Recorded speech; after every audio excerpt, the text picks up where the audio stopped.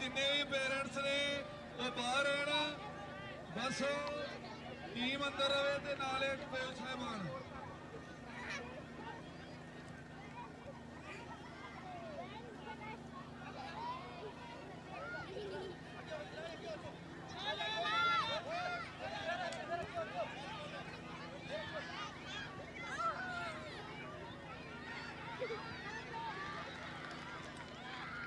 ਜਿਹੜਾ plenty shoot out ਆ ਉਹ ਰੈਫਰੀ ਦੀ ਵਿਸਲ ਤੇ ਹੋਊਗਾ ਤੇ ਰੈਫਰੀ ਦੀ ਵਿਸਲ ਤੇ ਸ਼ੂਟ ਕਰਨਾ ਅੱਜ ਦਾ ਪਹਿਲਾ ਫਾਈਨਲ ਤੇ ਸਰੇਗਾ ਫਾਈਨਲ ਐਨੇ ਕਹਿੰਦੇ ਇਹ ਗੜਵਾ ਮੁਕਾਬਲਾ ਕੁੰਡੀਆਂ ਦੇ ਸਿੰਘ ਫਸਣ ਵਾਲੀ ਗੱਲ ਹੈ।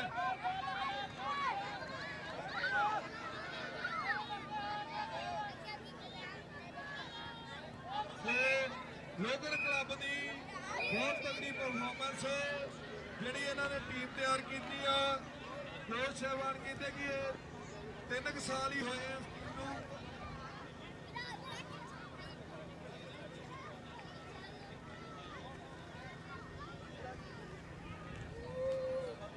वीर जी पिछों भी बॉल क्लीयर कर दो।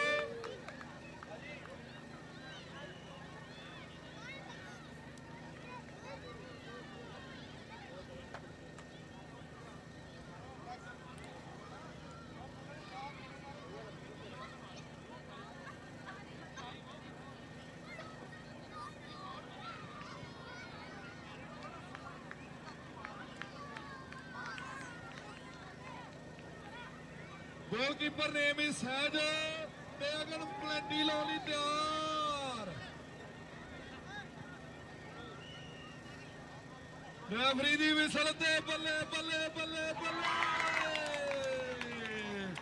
मुंडा लोगन क्लब लई पहला गोल कर गया ते सीप दी टीमां नूं बेनतियां वीर जी अपनी रजिस्ट्रेशन करा लो जी।